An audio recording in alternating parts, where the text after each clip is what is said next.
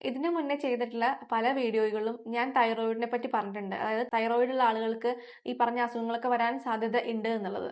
അപ്പം ഇന്ന് പറയാൻ പോകുന്നത് തൈറോയിഡിനെ പറ്റിയാണ്. അപ്പോൾ തൈറോയ്ഡ് ഗ്രന്ഥി എന്താണ്, അതിന്റെ നോർമൽ ആയിട്ടുള്ള അവസ്ഥകൾ എന്താണ് എന്നാണ് ഈ വീഡിയോയിൽ ഉൾപ്പെടുത്തിയിരിക്കുന്നത്. നമസ്കാരം, നല്ലയിൽ ആയുർവേദയിൽ നിന്നും ഞാൻ ഡോക്ടർ ലക്ഷ്മി ശരണ്യ. ഈ ഒരു കാലഘട്ടത്തിൽ വളരെ കോമൺ ആയിട്ട് കാണുന്ന ഒരു പ്രശ്നമാണ് തൈറോയ്ഡ് ഹോർമോണിന്റെ വ്യതിയാനങ്ങൾ. അപ്പോൾ ഇതെല്ലാവർക്കും കേട്ട് പരിചയമുള്ള ഒരു വാക്കായിരിക്കും തൈറോയ്ഡ് എന്ന്. അപ്പോൾ ഈ തൈറോയ്ഡ് എന്ന് പറഞ്ഞൊരു ഗ്രന്ഥിയാണ്. അത് നമ്മുടെ കഴുത്തിൽ ഈ ഒരു ഭാഗത്തായിട്ട് ഒരു ബട്ടർഫ്ലൈ ഷേപ്പിൽ ഇരിക്കുന്ന ഒരു ഗ്രന്ഥിയാണ്. ഇത് നമ്മുടെ അമ്മയുടെ വയറ്റിൽ ഗർഭാവസ്ഥയിൽ ഇരിക്കുമ്പോൾ നമുക്ക് 3-ാമത്തെ മാസത്തെ തൊട്ട് തന്നെ ഈ തൈറോയ്ഡ് ഹോർമോൺ പ്രവർത്തിച്ചു തുടങ്ങും. അപ്പോൾ അത്രയും പ്രാധാന്യം അതിനുണ്ട്. അപ്പോൾ ഇതിന്റെ പ്രധാന ഫങ്ഷൻസ് എന്തൊക്കെയാണെന്ന് വെച്ചിട്ടുണ്ടെങ്കിൽ നമ്മുടെ ശരീരത്തിന്റെ ഗ്രോത്തിന്, നമ്മുടെ വളർച്ചയ്ക്ക്, ഓരോ അവയവങ്ങളുടെ ആണെങ്കിലും നമ്മുടെ ശരീരത്തിന്റെ ആണെങ്കിലും ഗ്രോത്തിന് ഈ തൈറോയ്ഡ് ഹോർമോൺസ് അത്യാവശ്യമാണ്.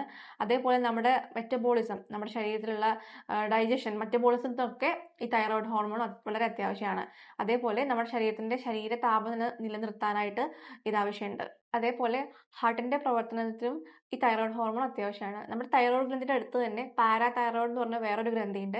നമ്മുടെ കാൽസ്യത്തിന്റെ ഒരു കൺട്രോളിന് അതും അത്യാവശ്യമാണ്. സാധാരണയായിട്ട് ഈ തൈറോയ്ഡ് ഗ്രന്ഥിയിൽ നിന്ന് T1, T2, T3, T4 ആണ് ഈ ഹോർമോൺസ് ആണ് ഉൽപ്പാദിപ്പിക്കാറുള്ളത്. അതിൽ ഏറ്റവും ഇമ്പോർട്ടന്റ് T3യും T4ഉം ആണ്. അത് നമുക്ക് എല്ലാവർക്കും അറിയുണ്ടാവും. നമുക്ക് എന്തെങ്കിലും തൈറോയ്ഡ് ടെസ്റ്റ് ചെയ്യാൻ പറയുമ്പോൾ ഡോക്ടേഴ്സ് പ്രത്യേകിച്ച് എഴുതുന്നത് TSHും T3യും T4ഉം ആയിരിക്കും. പക്ഷെ പല ആളുകളും ഈ TSH എന്നുള്ളത് തൈറോയിഡിന്റെ ഹോർമോൺ ആയിട്ടാണ് വിചാരിച്ചിരിക്കുന്നത്. എന്നാൽ അങ്ങനെയല്ല.